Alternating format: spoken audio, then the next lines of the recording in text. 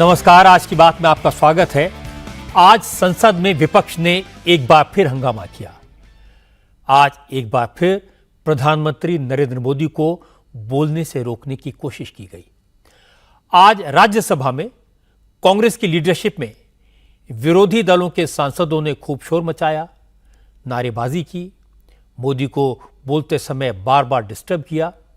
लेकिन जब मोदी नहीं रुके, शोर शराबे के बीच भी मोदी का भाषण जारी रहा, तो हार थककर विपक्ष ने वॉकआउट कर दिया। विपक्ष के हंगामे पर सभापति जगदीप धनखड़ को कहना पड़ा कि संसदीय इतिहास में ऐसा पहली बार हुआ जब लीडर ऑफ अपोजिशन सदन के नेता को बोलने से रोक रहे थे। विपक्ष के सांसदों से नारेबाजी करवा रहे थे।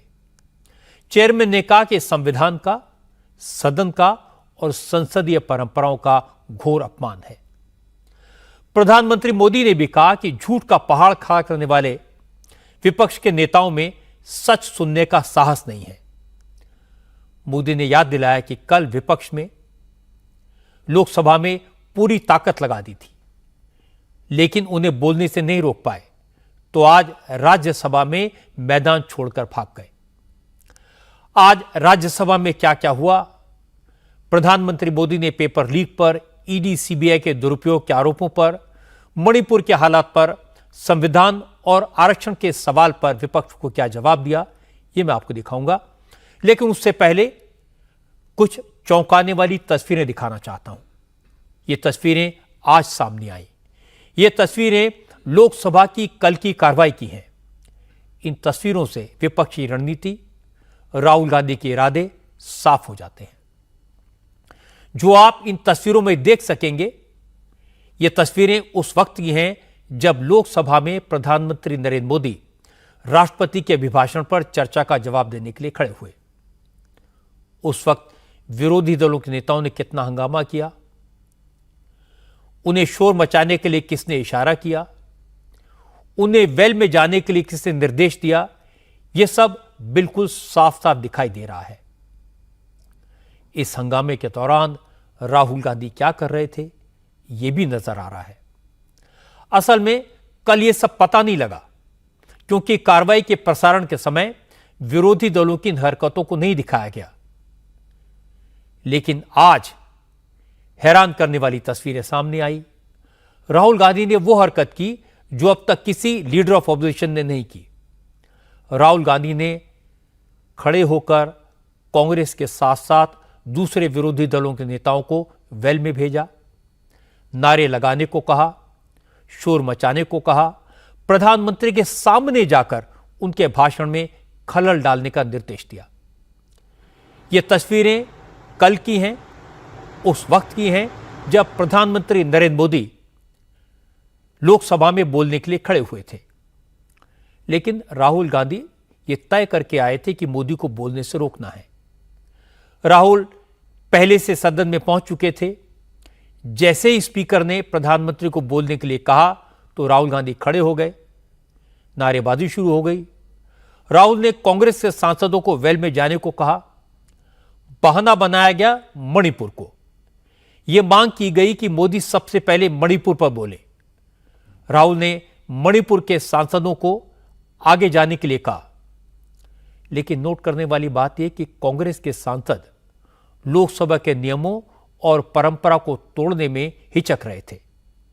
वो अपनी सीटों पर उठकर खड़े तो हो गए, नारे तो लगाने लगे, लेकिन राहुल के कहने पर भी वेल में नहीं गए।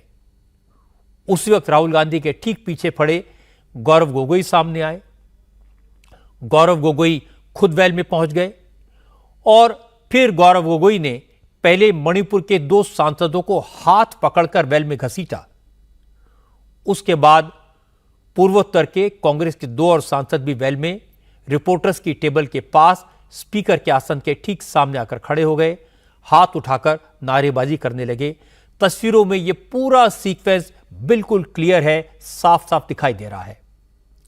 राहुल गांधी के इशारे पर सबसे पहले गौरव गोगोई कांग्रेस के सांसदों को खींचकर वेल में लाए और उनसे नारेबाजी करवाई। लेकिन राहुल गांधी इतने से संतुष्ट नहीं हुए, क्योंकि नरेंद्र मोदी लगातार अपना भाषण कर रहे थे। राहुल ने अपनी अपनी सीटों पर खड़े कांग्रेस और दूसरे विरोधी दलों के सांसदों को भी वेल में जाने का इशारा किया।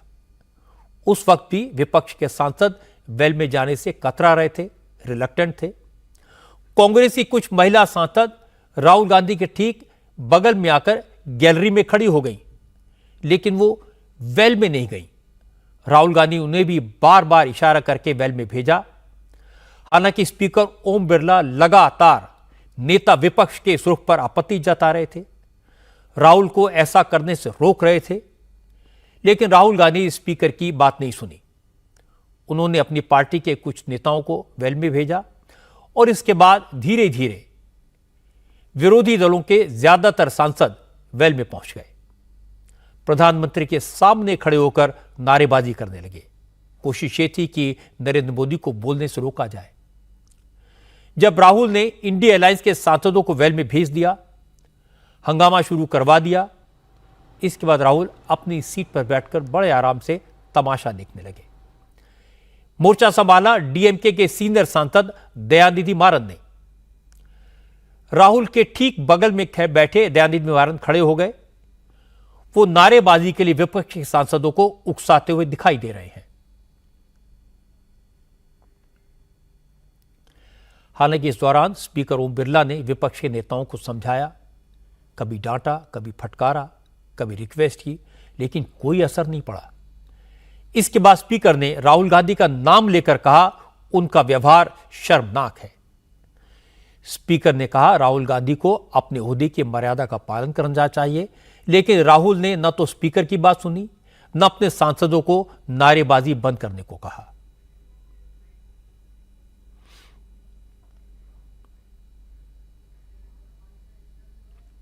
कल जब राहुल गांधी सदन में अपने सांसदों को वेल में जाने के लिए उकसा रहे थे, तब स्पीकर ओम बिरला ने उनसे कई सवाल पूछे थे और उनसे बार बार कहा था कि वो नेता विपक्ष की मर्यादा का पालन करें। माननीय प्रतिपक्ष के नेता, ये शोभा नहीं देता आपको पर्याप्त समय, पर्याप्त अवसर दिया है, ये शोभा नहीं देता। आप सदन में डायरेक्शन दो। माननीय नेता जब बोल रहे हो, जब खड़े हो, ये शोभा नहीं देता आपके लिए, ये उचित नहीं है संसदीय परंपराओं के अनुसार। ये तरीका ठीक नहीं है आपका। नो, ये गलत तरीका है आपका, और ये तरीका इस तरीके से नहीं चलेगा बिल्कुल। नो, गलत तरीका है। नो, ऐसे संसद के अंदर गरिमा बना के रखें आप गरिमा को तोड़ना चाहते हैं। आप संसद मर्यादा पीछे नहीं करें। आपको गरिमा नहीं, सदन की डायरेक्शन देते आप बेल में आने के लिए लोगों को। ये प्रतिपक्ष के नेता है आप। नो, गलत तरीका आपका। मैं तो देखकर हैरान हूं कि जब इस तरह से इतने सारे एमपीज आसपास खड़े हो गए थे, सामने आकर नारे लगा रहे थे, ताली पीट रहे थे, तो भी नरेंद्र मोदी बिना रुके भाषण कैसे देते रहे। इतने शोर शराबे के बीच मोदी का फोकस अपने तर्कों पर कैसे बना रहा। इतने ऑर्गेनाइज्ड हंगामे के बीच वो विपक्ष के एक एक आरोप का जवाब देते रहे, विचलित नहीं हुए। यह मुश्किल काम था। कल तो यह सिर्फ सुनाई दिया था कि मोदी के भाषण के दौरान विरोधी दलों के सांसद शोर मचा रहे हैं, नारे लगा रहे हैं, मोदी को बोलने से रोकने के लिए जोर लगा रहे थे। लेकिन आज इस हंगामे की वीडियोज में जो दिखाई दिया वो चौंकाने वाला है, संसद की परंपराओं को तार तार करने वाला है। नेता विपक्ष राहुल गांधी एमपीज को इशारा कर रहे हैं, शोर मचाने के लिए उकसा रहे हैं। जो एमपीज वेल में जाने के लिए रिलक्टेंट थे, उन्हें दूसरे लीडर खींचकर ले जाते हुए दिखाई दे रहे हैं। वीडियो में साफ दिखाई दे रहा है कि एमपीज ने हंगामा अपनी इच्छा से नहीं किया, उन्हें निर्देश देकर उनसे शोर मचवाया गया, उन पर दबाव डालकर उन्हें वेल में उतारा गया। अब इस घटनाक्रम के दो मतलब लगाए जा सकते हैं। एक तो विपक्षी दलों का इरादा साफ दिखाई देता है, मंशा पता चलती है। वो कह सकते हैं ये हमारे एमपीज हैं, हम उन्हें डायरेक्शन दें, हम ये उन्हें बताएं कि उन्हें क्या करना है, ये हमारी मर्जी है। अब हमारे पास ताकत है, हम मोदी को रोकेंगे, बोलने नहीं देंगे, रोक सको तो रोक लो। दूसरा इंटरप्रिटेशन यह है कि संसद में ऐसा व्यवहार शोभा नहीं देता। राष्ट्रपति के अभिभाषण पर विपक्षी दलों के नेताओं ने जी भर के बोला, लेकिन जब प्रधानमंत्री उत्तर देने आए तो उन्हें रोकने की कोशिश की। यह संसदीय परंपरा का, पार्लियामेंट की गरिमा का अपमान है। और सब कुछ लाइव है, कैमरे पर है, देश की जनता सब कुछ देख रही है। लोकतंत्र के संस्कार तो यही सिखाते हैं कि संसद में सवाल पूछो तो जवाब भी सुनो, संसद में आरोप लगाओ तो सफाई सुनने की हिम्मत भी रखो। लोकसभा में नेता विपक्ष का पद एक संवैधानिक पोजीशन है, जिम्मेदारी का पद है। ऐसे नेता सांसदों को उकसाते भड़के दिखाई दें, उनको भड़काते दिखाई दें, ये कोई स्वीकार नहीं करेगा। नरेंद्र मोदी को देश की जनता ने प्रधानमंत्री पद की जिम्मेदारी दी है, उन्होंने उसका निर्वाह किया।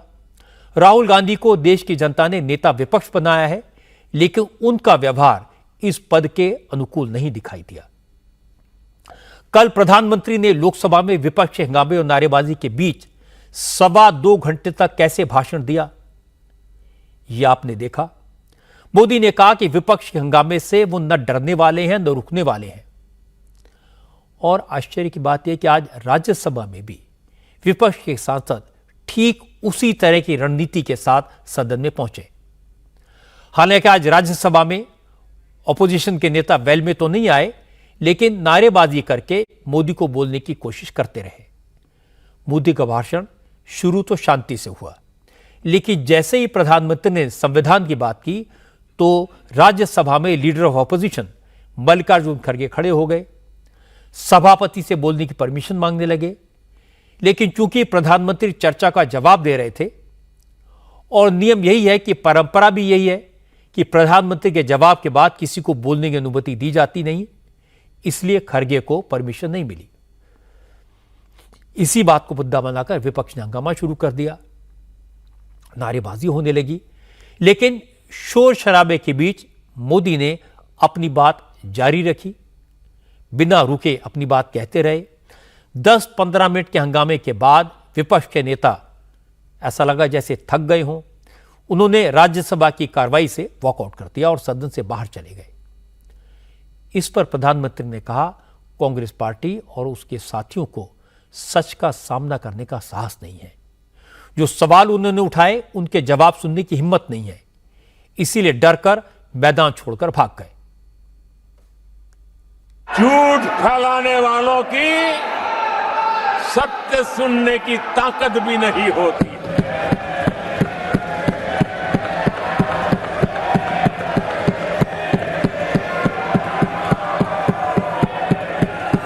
जिनका सत्य से मुकाबला करना, इसके लिए जिनके हौसले नहीं है, वो बैठ करके इतनी चर्चा के बाद उन्होंने उठाए हुए सवालों के जवाब भी सुनने की हिम्मत नहीं है। इन्होंने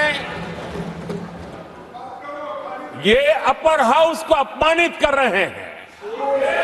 इस अपर हाउस की महान परंपरा को अपमानित कर रहे हैं। आदरणीय सभापति जी, देश की जनता ने हर प्रकार से उनको इतना पराजित कर दिया है कि अब उनके पास गली मोहल्ले में चीखने के सिवाय कुछ बचा नहीं। नारेबाजी, हो हल्ला और मैदान छोड़ के भाग जाना, यही उनके नसीब में लिखा हुआ। 140 करोड़ देशवासियों ने जो निर्णय दिया है, जो जनादेश दिया है, इसे ये पचा नहीं पा रहे हैं। और कल उनकी सारी हरकतें फेल हो गई, तो आज उनका वो लड़ाई लड़ने का भी हौसला नहीं था और इसलिए वो मैदान छोड़ करके भाग गए हैं। विरोधी दलों के रवैये पर राज्यसभा के चेयरमैन जगदीप धनखड़ ने अफसोस जताया। धनखड़ ने कहा कि विपक्ष ने आज संविधान को पीठ दिखाई है, सदन का अपमान किया है। जगदीप धनखड़ ने कहा उन्हें उम्मीद है कि विपक्ष अपने बर्ताव पर आत्मचिंतन करेगा। अत्यंत दर्दनाक, पीड़ादायक, अमर्यादित आचरण से देखकर मैं हूं। शासन तीसरे निरंतर लगातार काल में है। 6 दशक के बाद मैंने चर्चा की और मैंने अनुरोध किया कि प्रतिपक्ष के नेता को बिना बेरोक टोक बोलने का सुअवसर दिया। आज वो सदन छोड़कर नहीं गए हैं, मर्यादा छोड़कर गए हैं। आज उन्होंने मुझे पीठ नहीं दिखाई है, भारत के संविधान को पीठ दिखाई है। आज उन्होंने मेरा अनादर और आपका अनादर नहीं किया है, उस शपथ का अनादर किया है जो संविधान के तहत ली है। भारत के संविधान की इससे बड़ी अपमानित बात नहीं हो सकती। मैं इस कुर्सी पर बैठकर इतना दुखी हूं कि भारत के संविधान का इतना बड़ा अपमान, इतना बड़ा मजाक। भारत का संविधान हाथ में रखने की किताब नहीं है, जीने की किताब है। मैं आशा करता हूं कि वो आत्मचिंतन करेंगे। राज्यसभा में आज विपक्ष के तेवर देखकर एक बार फिर साबित हो गया कि राहुल गांधी और कांग्रेस की रणनीति यह है कि वो मोदी को परेशान करेंगे, बोलने से रोकने की कोशिश करेंगे। लेकिन मोदी भी इस बात में बड़े क्लियर हैं। वो मानते हैं कि चुनाव में उन्हें हराने की कोशिशें बेकार हो गई, नाकाम हो गई, इसलिए विपक्ष हंगामे की, शोर शराबे की हरकतों पर उतरा हुआ है। लेकिन मोदी ने आज कहा कि वो देश की जनता को अपने काम का हिसाब देंगे, उन्हें जनता ने जो जिम्मेदारी दी है उसका हिसाब देंगे, उस जिम्मेदारी का निर्वाह करेंगे। मोदी ने विपक्ष के हर उस आरोप का जवाब दिया जो चर्चा के दौरान सरकार पर लगाए गए थे। सबसे बड़ा इल्जाम था सरकार विरोधी दलों के नेताओं के खिलाफ ईडी और सीबीआई के इस्तेमाल का। मोदी ने कहा कि हकीकत यह कि कांग्रेस अब देश भ्रष्टाचारी बचाओ अभियान चला रही है। कांग्रेस के नेताओं ने जिन लोगों को खुद करप्शन के इल्जाम में पकड़ा था, जिनके खिलाफ भ्रष्टाचार के सबूत दिए थे, अब उन्हीं को पाक साफ बता रही है। मोदी ने कहा कि आम आदमी पार्टी के नेताओं ने जिन लोगों को करप्ट कहा, भ्रष्टाचारी का, जब ईडी ने एक्शन लिया तो आम आदमी पार्टी के लोग भी उन्हीं नेताओं के बचाव में नारेबाजी करने लगे। मोदी ने कांग्रेस को चुनौती दी, अगर हिम्मत है तो कांग्रेस आम आदमी पार्टी से उसकी करप्शन पर सवाल पूछे, जवाब मांगे। ये कांग्रेस वाले भ्रष्टाचारी बचाओ आंदोलन चलाने लग गए हैं बेशर्मी के साथ। जिनको सजाएं मिली है भ्रष्टाचार में, इनके साथ तस्वीरें निकालने में उनको मजा आ रहा है। पहले ये लोग हमको पूछते थे, बातें तो बड़ी करते थे, भ्रष्टाचारियों पर कार्रवाई क्यों नहीं होती है। और जब भ्रष्टाचारी जेल जा रहे हैं तो हंगामा कर रहे हैं। क्या आप लोगों को जेल क्या भेज रहे हो? आदरणीय सभापति जी, यहां चर्चा के दौरान केंद्र की जांच एजेंसियों पर आरोप लगाए गए हैं। जांच एजेंसियों का ये सरकार दुरुपयोग कर रही है, ऐसा कहा गया है। आदरणीय सभापति जी, अब आप मुझे बताइए, भ्रष्टाचार करे आप, शराब घोटाला करे आप, बच्चों के क्लास के बनाने में घोटाला करे आप, पानी तक में घोटाला करे आप, आपकी शिकायत करे कांग्रेस, आपको कोर्ट में घसीट करके ले जाए कांग्रेस, और अब कार्रवाई हो तो गाली दे मोदी को।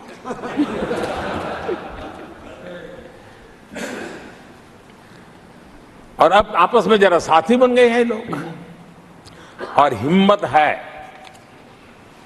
तो सदन में खड़े होकर के जवाब मांगो।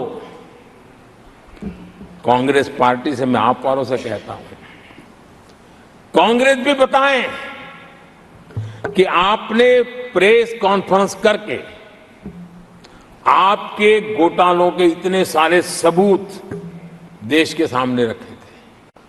कांग्रेस ने प्रेस कॉन्फ्रेंस की थी, इन्हीं लोगों के खिलाफ की थी। अब ये बताएं कि ये जो उन्होंने सबूत प्रेस कॉन्फ्रेंस करके सारी फाइलें बताई थी, क्या वो सबूत सच्चे थे या झूठे थे? दोनों एक दूसरे को खोल करके रख देंगे। आदरणीय सभापति जी, मुझे विश्वास है ऐसी चीजों का जवाब देने की उनके अंदर हिम्मत नहीं है। इसके बाद मोदी ने यह भी बता दिया कि जांच एजेंसियों का दुरुपयोग कौन करता था, कैसे करता था। मोदी ने साफ साफ कहा कि करप्शन दीमक की तरह है जो देश को खोखला कर रहा है। वो इस दीमक को जड़ से मिटाकर ही दम लेंगे। इसीलिए उन्होंने जांच एजेंसीज को खुली छूट दी है और करप्शन के खिलाफ कार्रवाई जारी रहेगी। मैं कुछ बयान आपके सामने रखता हूं। ये पहला बयान है 2013 का। बयान क्या है? कांग्रेस से लड़ना आसान नहीं है, जेल में डाल देगी, सीबीआई पीछे लगा देगी।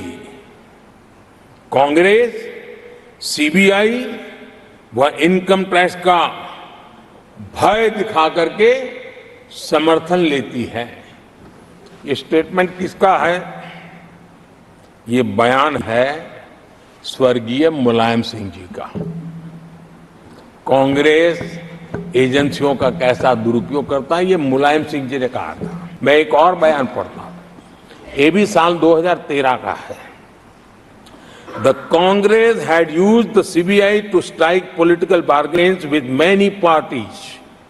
और कौन कहते हैं?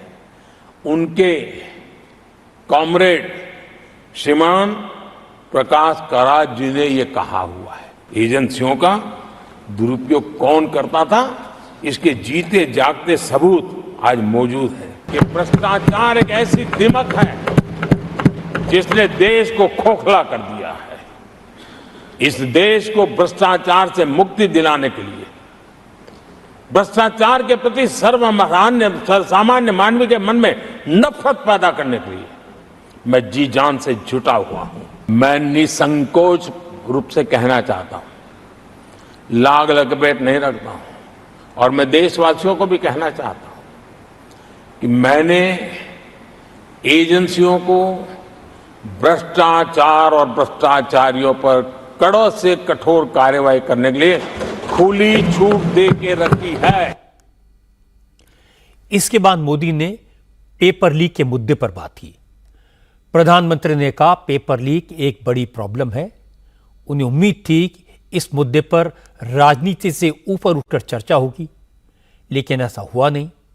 मोदी ने कहा वो देश के नौजवानों को भरोसा देते हैं कि गड़बड़ी करने वालों को सरकार छोड़ेगी नहीं और साथ साथ एग्जाम के सिस्टम को पूरी तरह दुरुस्त करेगी। राष्ट्रपति जी ने अपने संबोधन में पेपर लीक को एक बड़ी समस्या बताया है। मेरी अपेक्षा थी कि सारे दल दलीय राजनीति से ऊपर उठकर इस पर अपनी बात रखते हैं, लेकिन दुर्भाग्य से इतना संवेदनशील महत्वपूर्ण मुद्दा भी, मेरे देश के नौजवानों के भविष्य के साथ जुड़ा मुद्दा भी इन्होंने राजनीति के भेंट चढ़ा दिया। इससे बड़ा दुर्भाग्य क्या हो सकता है?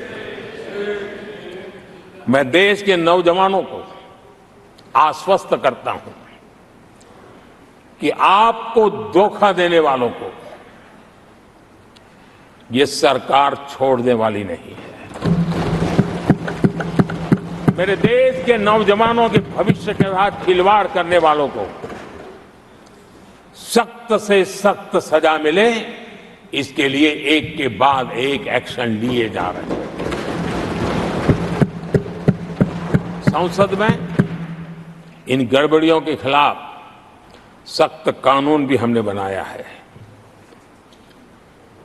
हम पूरी सिस्टम को मजबूती दे रहे हैं कि भविष्य में मेरे देश के नौजवानों को आशंका भरी स्थिति में भी रहना न पड़े। पूरे विश्वास के साथ वो अपने सामर्थ्य को प्रदर्शित करें और अपने हक का प्राप्त करें, इस बात को लेकर के हम काम कर रहे हैं। विपक्ष ने लोकसभा और राज्यसभा दोनों जगह मणिपुर हिंसा का मुद्दा जोर शोर से उठाया था। बार बार कहा था कि इस मुद्दे पर मोदी खामोश हैं, कुछ बोलते नहीं। आज प्रधानमंत्री नरेंद्र मोदी ने मणिपुर के मुद्दे पर खुलकर बात की, डिटेल में बात की। मोदी ने कहा कि मणिपुर में हिंसा चिंता की बात है, लेकिन ये नई बात नहीं है, इसका इतिहास पुराना है। कांग्रेस के राज में मणिपुर में क्या क्या हुआ था, ये किसी से छुपा नहीं है। मोदी ने कहा मणिपुर में अब जो हालात बने हैं, सरकार उसे ठीक करने की कोशिश लगातार कर रही है। हिंसा करने वालों के खिलाफ वहां 11,000 से ज्यादा एफआईआर की गई, 500 से ज्यादा लोग गिरफ्तार हुए हैं। इसका असर दिखाई दे रहा है। प्रधानमंत्री ने कहा कि मणिपुर में हालात सुधरे हैं, हिंसा की घटनाएं कम हुई हैं, स्कूल और कॉलेज और ऑफिसेज खुल रहे हैं।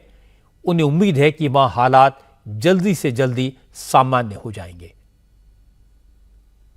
मणिपुर के संबंध में मैंने पिछले सत्र में विस्तार से बात कही थी, लेकिन आज मैं फिर से एक बार दोहराना चाहता हूं। मणिपुर की स्थिति सामान्य करने के लिए सरकार निरंतर प्रयासरत है। वहां जो कुछ भी घटनाएं घटी, 11,000 से ज्यादा एफआईआर की गई है। मणिपुर छोटा सा राज्य है, 11,000 एफआईआर की गई है। 500 से ज्यादा लोग अरेस्ट हुए हैं। आदरणीय सभापति जी, इस बात को भी हमें स्वीकार करना होगा कि मणिपुर में लगातार हिंसा की घटनाएं कम होती जा रही है। इसका मतलब शांति का आशा रखना, शांति पे भरोसा करना संभव हो रहा है। आज मणिपुर के अधिकांश हिस्सों में आम दिनों की तरह स्कूल चल रहे हैं, कॉलेज चल रहे हैं, दफ्तर और दूसरे संस्थान खुले रहे हैं। आदरणीय सभापति जी, मणिपुर में भी जैसे देश के अन्य भागों में परीक्षाएं हुई, वहां भी परीक्षाएं हुई हैं और बच्चों का अपनी विकास यात्रा जारी रखी है। हम सभी को राजनीति से ऊपर उठ करके वहां की स्थिति को सामान्य बनाने में सहयोग करना चाहिए। ये हम सबका कर्तव्य है। मोदी ने आज हर उस सवाल का जवाब दिया जो विपक्ष ने चर्चा के दौरान पूछे थे। मणिपुर पर बोले, पेपर लीक पर जवाब दिया, संविधान की चर्चा की, कश्मीर पर उत्तर दिया, ईडी सीबीआई पर अपने इरादे साफ कर दिए। लेकिन इसका मतलब यह नहीं कि विपक्ष इन सवालों को उठाना बंद कर देगा। मोदी के कार्यकाल में ये सवाल लगातार उठते रहेंगे और सवाल पूछना, सरकार की आलोचना करना विपक्ष का अधिकार भी है और जिम्मेदारी भी। लेकिन ये मर्यादा में रहकर हो, शालीनता से हो तो देश के लिए बेहतर होगा। जहां तक मोदी का सवाल है, अगर विरोधी दलों के कुछ नेताओं को लगता है कि मोदी की सीटें कम हो गई हैं, इसलिए वो मोदी को झुका देंगे, तो वो गलतफहमी में है। अगर किसी को ये लगता है कि शोर शराबे से मोदी को डरा देंगे, तो वो मोदी को बिल्कुल नहीं जानते। जिन लोगों ने मोदी को 2002 से मुख्यमंत्री बनने के बाद से देखा है, उनको पता है कि मोदी आरोपों का, हमलों का, गालियों का जवाब कैसे देते हैं। मोदी पर जितने तीखे हमले होते हैं, उससे वो उतने ही ज्यादा मजबूत होकर बाहर आते हैं और पिछले 2 दिनों में नरेंद्र मोदी ने एक बार फिर लोकसभा और राज्यसभा में यह करके दिखा दिया। अब मैं आपको हाथरस के हालात पर एक अपडेट दे देता हूं। हाथरस में कल कथा कहने वाले भोले बाबा के सत्संग के बाद हुई भगदड़ में मरने वालों की संख्या बढ़कर 121 हो गई। 28 लोग अभी भी हॉस्पिटल्स में हैं। आज उत्तर प्रदेश के मुख्यमंत्री योगी आदित्यनाथ ने कहा इस हादसे की गहराई से जांच हो रही है, लेकिन जिस तरह से घटना हुई, जिस तरह की बातें अब तक सामने आईं, उसके बाद इस बात से इनकार नहीं किया जा सकता कि हादसा किसी साजिश का नतीजा भी हो सकता है। योगी आदित्यनाथ आज सुबह सुबह हाथरस पहुंच गए थे, घटनास्थल पर गए, वहां जाकर बारीकी से एक एक चीज को देखा, हॉस्पिटल्स में जाकर घायलों से मुलाकात की, फर्स्ट हैंड इंफॉर्मेशन ली। इसके बाद पुलिस और प्रशासन के अफसरों के साथ मीटिंग की। इसके बाद योगी ने कहा कि सरकार इस पूरे मामले की जुडिशियल इंक्वायरी कराएगी। हाई कोर्ट के रिटायर्ड जज की अध्यक्षता में बनने वाली जांच कमेटी में प्रशासन और पुलिस के रिटायर्ड अफसर भी होंगे। योगी ने कहा इस घटना की तह तक जाना बहुत जरूरी है। इसे सिर्फ हादसा कहकर पल्ला नहीं झाड़ा जा सकता, इसके पीछे साजिश हो सकती है। हम लोग इस बात को किसी भी प्रकार से डिनाई नहीं कर सकते। इस प्रकार की घटना केवल एक हादसा नहीं होता है। अगर हादसा भी है तो उसके पीछे कौन जिम्मेदार है, और अगर वह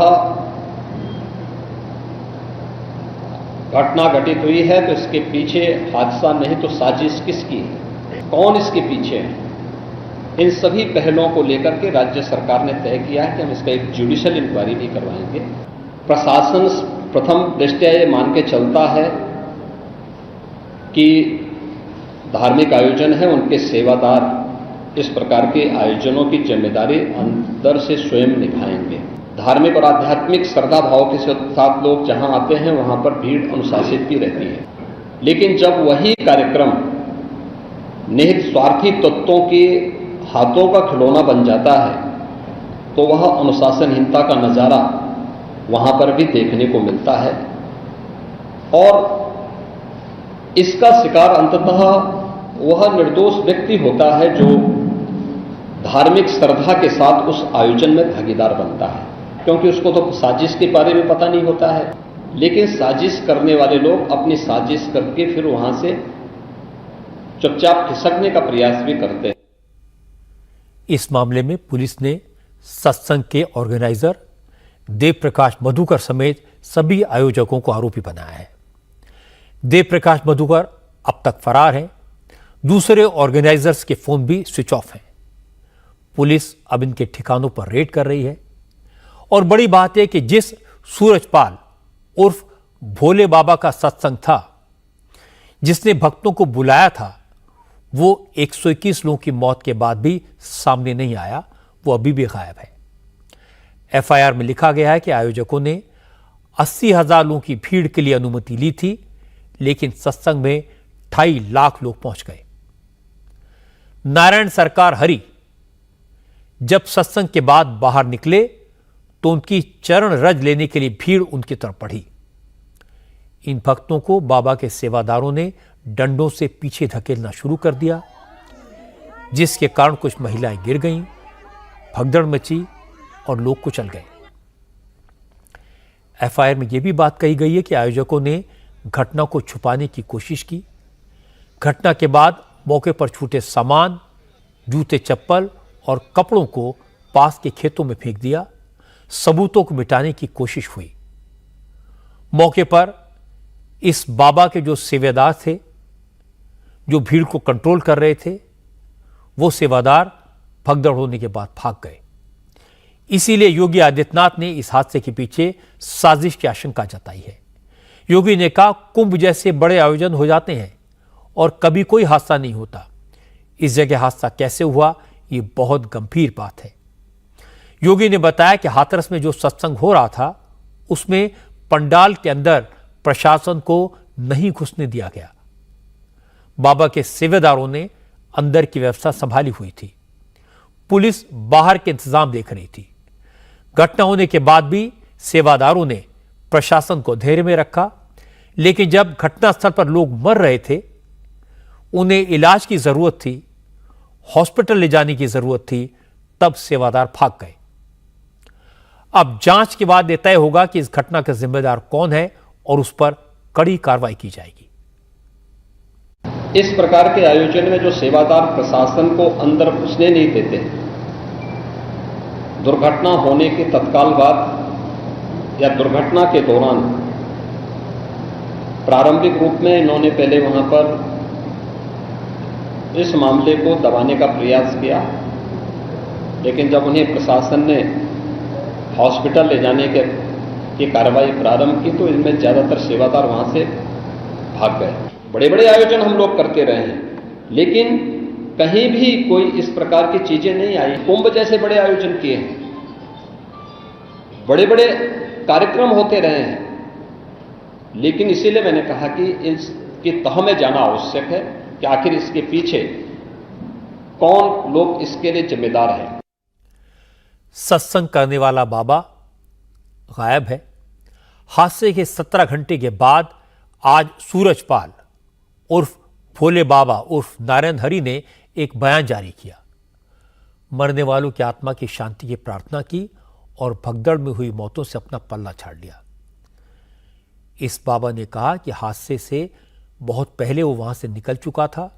जो हुआ उसके पीछे एंटी सोशल एलिमेंट्स हैं।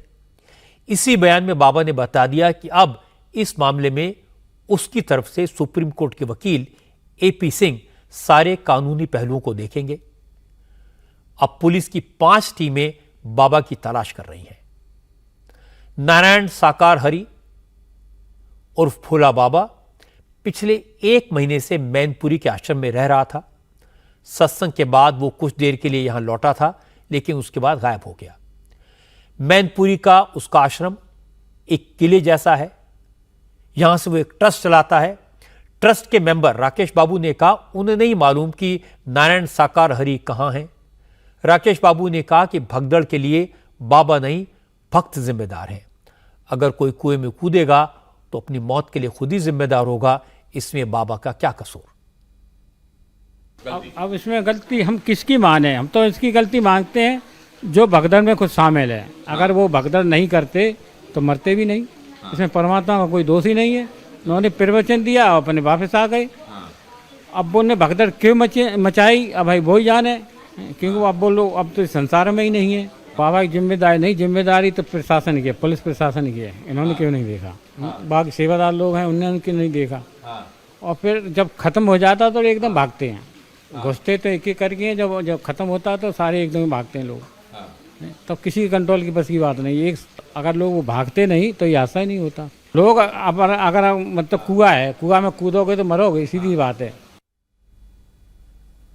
बाबा के ट्रस्ट के मेंबर इतने असंवेदनशील हो सकते हैं, इतने क्रूर हो सकते हैं, ये इनकी बातों से ही पता चलता है। इस बाबा का थोड़ा बैकग्राउंड भी आपको बता देता हूं। असली नाम है सूरजपाल सिंह। सूरजपाल सिंह उत्तर प्रदेश पुलिस में कांस्टेबल था। इटावा LIU में तैनात था। 1990 में उसने VRS लेकर सत्संग करना शुरू कर दिया। पहले वो सूरजपाल से भोले बाबा बना और फिर उसने अपना नाम नारायण साकार हरि रख लिया। वो खुद को परमात्मा कहने लगा। इस परमात्मा के खिलाफ कई क्रिमिनल केसेस भी दर्ज हैं। साल 2000 में आगरा के शाहगंज थाने में पाखंड फैलाने का केस दर्ज हुआ। इस केस में वो जेल भी गया। तंत्र मंत्र और फर्जी इलाज को लेकर भी आगरा में इस फर्जी बाबा पर केस दर्ज हैं। जमीनों पर कब्जे के केस हैं। नारायण साकार हरि ने पिछले 34 साल में एक बड़ा एम्पायर खड़ा कर लिया। वो बड़ी बड़ी गाड़ियों के फ्लीट में घूमता है। उसने अपनी खुद की एक सेना बनाई हुई है जो उसे सिक्योरिटी देती है। बाबा की सेना की अलग अलग टुकड़ियां हैं। सबकी ड्रेस, सबके नाम अलग अलग रखे गए हैं। पिंक ड्रेस वाले गार्ड्स को नारायणी सेना, बाबा के काफिले में चलने वाले कमांडोज को गरुड़ योद्धा, ब्राउन ड्रेस पहनने वाले गार्ड्स को हरिवाहक का नाम दिया गया है। सत्संग की सारी व्यवस्था भी भोले बाबा के सेना के लोग कंट्रोल करते हैं, उस पर नजर रखते हैं, उसे देखते हैं। एटा, मैनपुरी, नोएडा, राजस्थान और हरियाणा में इस फर्जी बाबा के कई बड़े बड़े आश्रम हैं। अब रेवेन्यू डिपार्टमेंट की टीम मैनपुरी समेत यूपी के आश्रमों के दस्तावेज खंगाल रही है। सूरजपाल सिंह उर्फ भोले बाबा जाटव समाज से आता है। यूपी के 16 जिलों के दलित पिछड़ों में उसकी गहरी पैठ है। इसीलिए भोले बाबा के दरबार में नेता भी हाजिरी लगाते हैं। समाजवादी पार्टी के अध्यक्ष अखिलेश यादव पिछले साल जनवरी में भोले बाबा के सत्संग में शामिल हुए थे। अखिलेश ने खुद बाबा के साथ अपनी तस्वीर ट्विटर पर पोस्ट की थी। मायावती की सरकार में भी बाबा की तूती बोलती थी। मायावती के जमाने में बाबा को लाल बत्ती की गाड़ी मिली हुई थी। तमाम मंत्री उसके आगे पीछे घूमते थे, उसके साथ मंच शेयर करते थे। इसीलिए जब हाथरस में हादसा हुआ तो इस पर राजनीति शुरू हो गई। कांग्रेस और समाजवादी पार्टी ने इस घटना के लिए योगी आदित्यनाथ की सरकार को जिम्मेदार ठहरा दिया। प्रियंका गांधी ने ट्विटर पर लिखा, इतनी भीड़ जुटाने की इजाजत कैसे दी गई। अखिलेश यादव ने भी कहा कि हाथरस में प्रशासन की लापरवाही साफ साफ दिखाई दे रही है, जिसके कारण 121 लोगों की मौत हो गई। अखिलेश से पूछा गया इस मामले में भोले बाबा के खिलाफ एफआईआर होनी चाहिए, तो अखिलेश ने सीधे सीधे जवाब नहीं दिया, बात को घुमा दिया। कहा एफआईआर किस बाबा के खिलाफ होनी चाहिए, वहां तो दो बाबा हैं। जो हादसा हुआ है पूरी सरकार की लापरवाही है, प्रशासन की लापरवाही है।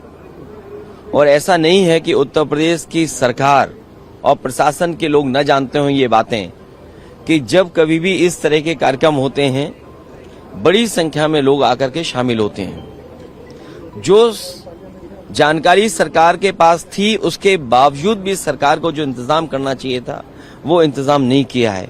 इस लापरवाही की वजह से जो जाने गई हैं उसकी जिम्मेदार सरकार है। बाबा की गिरफ्तारी की मांग करेंगे आप? मैं कहता हूं किस बाबा की गिरफ्तारी कराएं, बताओ तुम। 2 बाबा हैं वहां। जब अखिलेश ने सवाल को टाला और इनडायरेक्टली योगी आदित्यनाथ की तरफ इशारा किया तो योगी ने जवाब देने में देर नहीं लगाई। योगी आदित्यनाथ ने कहा, वैसे तो ये राजनीति का वक्त नहीं है, लेकिन कुछ लोग आदत से मजबूर होते हैं। योगी ने कहा कि भोले बाबा के साथ किसकी तस्वीरें हैं, कौन उसके प्रोग्राम में जाता था, ये किसी से छुपा नहीं है। कुछ लोगों की एक प्रवृत्ति होती है कि इस प्रकार के दुखद और दर्दनाक घटनाओं में भी वे राजनीति ढूंढते हैं।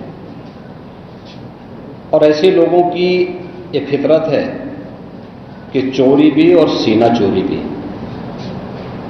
यह हर व्यक्ति जानता है कि सज्जन के फोटो किसके साथ में है, उनके राजनीतिक संबंध किन के साथ जुड़े हुए हैं। तो स्वाभाविक रूप से आप लोगों ने इस बात को देखा होगा कि पिछले दिनों रैलियों के दौरान इस प्रकार की भगदड़ कहां मस्ती थी और कौन इसके पीछे थे। और मुझे लगता है उसकी तह में जाना आवश्यक है। जो लोग निर्दोष लोगों के जीवन के साथ खिलवाड़ करते हैं और उनकी जवाबदेही भी इसके साथ तय होगी। हाथरस में जो दिल दुखाने वाली घटना हुई है वो एक साजिश है या नहीं, यह भी कहना मुश्किल है। लेकिन आयोजन करने वाले बाबा की लापरवाही थी, उसके सेवादारों की संवेदनहीनता थी, इसमें कोई शक नहीं है। इस घटना के पीछे भोले भाले लोगों की अंधभक्ति का लाभ उठाकर उन्हें लूटने की लालसा है। यह घटना एक परफेक्ट एग्जाम्पल है कि अंधभक्ति में लोग किस कदर होश खो बैठते हैं। अपराधी बाबा बनकर इसका फायदा उठाते हैं। इतना बड़ा हादसा हो गया, इतने सारे बेकसूर औरतें और बच्चे मारे गए, तो भी इस बाबा के एक भक्त का वीडियो मैंने सुना। वो कह रहे हैं नारायण हरि तो तीनों लोकों के स्वामी हैं, उनका कोई कसूर हो ही नहीं सकता। असल में ये कोई भक्ति नहीं है, ये सब एक ड्रामा है, नाटक है, जो ऐसे लोगों को भगवान बताने के लिए किया जाता है, भोले भाले लोगों को भक्त बनाने के लिए किया जाता है। इलाज और परलोक सुधारने के नाम पर मासूम जनता को लूटा जाता है। ऐसे फर्जी बाबा के सेवादार कुछ महिलाओं को पैसे देकर, ट्रेनिंग देकर बाबा के चरणों की धूल के लिए दौड़ने को कहते हैं।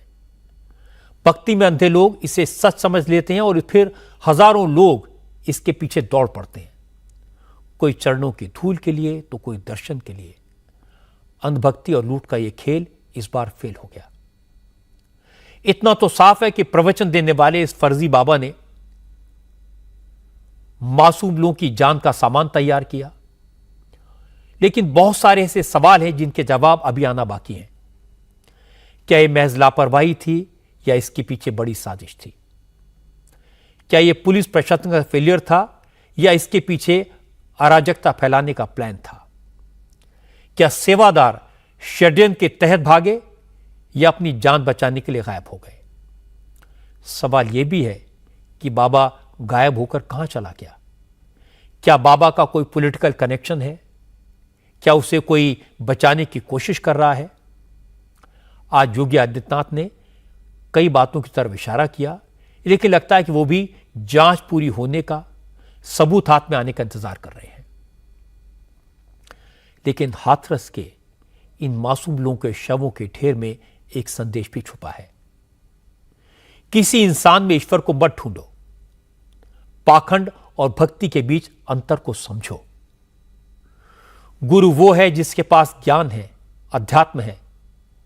चमत्कार के चक्कर में मत पड़ो। हर कथा कहने वाला, हर प्रवचन देने वाला सिद्ध पुरुष नहीं होता। पानी से, प्रसाद से, चमत्कार से इलाज नहीं होता। हम सबको मिलकर समाज को जगाने की आवश्यकता है। भोले भाले लोगों को यह सच बार बार समझाने की आवश्यकता है। आज झारखंड में एक बड़ा पॉलिटिकल डेवलपमेंट हुआ। 5 महीने बाद जेल से बाहर आए हेमंत सोरेन एक बार फिर झारखंड के मुख्यमंत्री बनेंगे, यह तय हो गया। हेमंत सोरेन ने जेल जाने से पहले जिन चंपई सोरेन को अपनी कुर्सी सौंपी थी, आज उन चंपई सोरेन ने राज्यपाल को अपना इस्तीफा सौंप दिया। आज जेएमएम, कांग्रेस और आरजेडी के नेताओं की मीटिंग में चंपई सोरेन की जगह हेमंत सोरेन को एक बार फिर मुख्यमंत्री बनाने का फैसला हुआ। इसके बाद सभी नेता एक साथ राजभवन गए। चंपई सोरेन ने एक हाथ से इस्तीफा सौंपा और दूसरे हाथ से हेमंत सोरेन ने सरकार बनाने का दावा पेश कर दिया। हो सकता है कल हेमंत सोरेन मुख्यमंत्री पद की शपथ लें। इस्तीफा देने के बाद चंपई सोरेन ने कहा, गठबंधन के सभी नेताओं ने जो फैसला किया उन्होंने उसका पालन किया। आप लोग भी जानते हैं हेमंत बाबू के साथ क्या हुआ था। मजबूरन इस्तीफा देना था। क्या परिस्थितियां हुई वो सवाल नहीं है, ये गठबंधन के निर्णय की बात है। आज सभी रहकर आई से गठबंधन चलती है और इसीलिए हम लोग फिर से गठबंधन के नेता हम लोग हेमंत बाबू को चुना और हम अपना स्व इच्छा से हमने इस्तीफा दिया। 5 महीने पहले इसी तरह हेमंत सोरेन और चंपई सोरेन साथ साथ राजभवन गए थे। आज भी साथ साथ गए। फर्क सिर्फ इतना है, पहले हेमंत सोरेन के हाथ में इस्तीफा था और चंपई सोरेन के हाथ में सरकार बनाने के दावे की चिट्ठी। लेकिन आज बाजी पलटी हुई थी। चंपई सोरेन के हाथ में इस्तीफा था और हेमंत सोरेन के हाथ में सरकार बनाने का दावा पेश करने की चिट्ठी। अब जो सरकार बनेगी वो भी पुरानी होगी, सिर्फ चेहरा बदलेगा। आज महाराष्ट्र से महायुति में खटास की टकराव की खबरें आई। अजीत पवार के घर पर कल रात एक मीटिंग हुई जिसमें नवाब मलिक मौजूद थे। इस पर एकनाथ शिंदे की शिवसेना और बीजेपी ने कड़ी नाराजगी जाहिर की। असल में कल रात अजीत पवार ने अपने घर पर एनसीपी विधायकों की एक मीटिंग बुलाई थी जिसमें नवाब मलिक पहुंचे थे। नवाब मलिक पर मनी लॉन्ड्रिंग के आरोप हैं, दाऊद इब्राहिम की जमीन खरीदने के आरोप हैं। देवेंद्र फडणवीस ने अजीत पवार को चिट्ठी लिखकर बीमारी के इलाज के लिए जमानत पर जेल से छूटे नवाब मलिक को पार्टी में लेने से कई दिन पहले मना किया था। इसके बाद भी कल जब नवाब मलिक अजीत पवार के घर दिखाई दिए तो बीजेपी के नेताओं ने पब्लिकली ऑब्जेक्शन किया। बीजेपी नेता और महाराष्ट्र सरकार में मिनिस्टर सुधीर मुनगंटीवार कह रहे हैं कि देवेंद्र फडणवीस पहले ही रिटर्न में यानी लिखित में अपना स्टैंड साफ बता चुके हैं कि नवाब मलिक कबूल नहीं है और बीजेपी नवाब मलिक पर अपने सुर्ख पर अब भी कायम है। बीजेपी इस बात को जानती है कि अगर नवाब मलिक को महायुति में शामिल कर लिया तो फिर अपने समर्थकों को जवाब देना मुश्किल हो जाएगा। बीजेपी के कई कोर वोटर तो अजीत पवार को साथ लेने से भी नाराज हैं। अब अगर नवाब मलिक गठबंधन में शामिल हो जाते हैं तो दांव उल्टा पड़ सकता है। यही वजह है कि देवेंद्र फडणवीस ने आपत्ति जाहिर की और मुनगंटीवार ने बयान दिया। देखो, ये प्रश्न पहले ही बताया गया, उसका उत्तर दिया गया जब देवेंद्र जी ने इस विषय को लेकर एक पत्र जारी किया। अजीत दादा को पत्र लिखा था कि महायुति में आप जिन पे गंभीर आरोप है ऐसे लोगों को महायुति में मत जोड़ो। अब उस विषय को लेकर अभी वो अजीत दादा के बैठक में थे क्या, उनको निमंत्रण दिया गया था या वो खुद होकर चले गए, ये तो जानकारी मुझे नहीं है। कोई निवेदन लेके वहां गया, रिप्रेजेंटेशन लेके गया होगा तो पता कैसे चलेगा। क्या आप लोग को मंजूर होगा या फिर आप लोग का पुराना स्टैंड कायम रहेगा कि जिस पर इतने गंभीर मामले में उसे पार्टी में न लिया जाए? स्टैंड राइटिंग में दिया है तो ये बात ही नहीं आती भैया, राइटिंग में पत्र दिया गया है। इस मुद्दे पर अजीत पवार से भी सवाल पूछे गए लेकिन वो जवाब देना नहीं चाहते। सवाल पूछने वाले रिपोर्टर से उन्होंने सिर्फ इतना कहा, नवाब मलिक आए तो तुम्हें क्यों दर्द हो रहा है? दादा नवाब भाई आपके साथ जुड़ गए क्या? दादा नवाब भाई आपके साथ? असल में मसला यह है कि महाराष्ट्र में विधान परिषद की 11 सीटों के इलेक्शन होने हैं। उम्मीदवार 12 हैं। अजीत पवार को अगर अपने दोनों उम्मीदवारों को जिताना है तो उनके लिए एक एक वोट जरूरी है, इसलिए उन्होंने नवाब मलिक को साथ लिया है।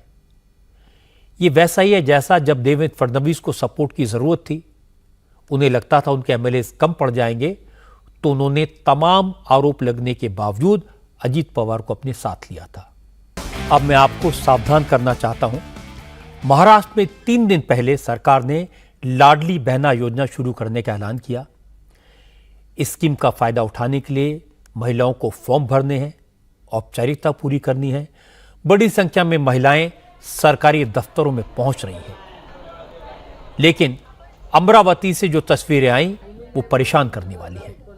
अमरावती में योजना का फॉर्म भरने के लिए एक पटवारी महिलाओं से 50-50 रुपए ले रहा था। वहां मौजूद एक शख्स ने इसका वीडियो बना लिया। वीडियो सामने आया तो रिश्वतखोर पटवारी तुलसीराम कंठाले को तुरंत सस्पेंड कर दिया गया। उसके खिलाफ एफआईआर भी दर्ज कराई गई है। महाराष्ट्र के कुछ और इलाकों से भी फॉर्म भरने आई महिलाओं को परेशान किए जाने की खबरें सामने आई।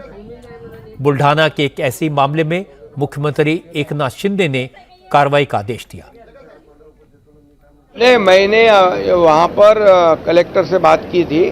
मुझे जैसे किसी चैनल में देखा कि बुल्ढाना में एक तलाटी ने हमारी बहन के साथ, माता के साथ कुछ ये किया था, उनको कुछ अड़चन की थी और इसलिए वो तुरंत मैंने कहा तो वहाँ का जो प्रश्न है वहाँ की समस्या कलेक्टर ने रिजॉल्व की है। 3 दिन पहले महाराष्ट्र सरकार ने मध्य प्रदेश सरकार की तर्ज पर जो लाडली बहना स्कीम लॉन्च की है, उसके तहत महिलाओं को हर महीने 1500 रुपए मिलेंगे। 31 अगस्त तक इसके लिए अप्लाई किया जा सकता है, लेकिन फॉर्म भरने के लिए कोई फीस नहीं है। किसी को पैसा देने की जरूरत नहीं है। अगर कोई आपसे पैसा मांगे तो तुरंत इसकी शिकायत करें।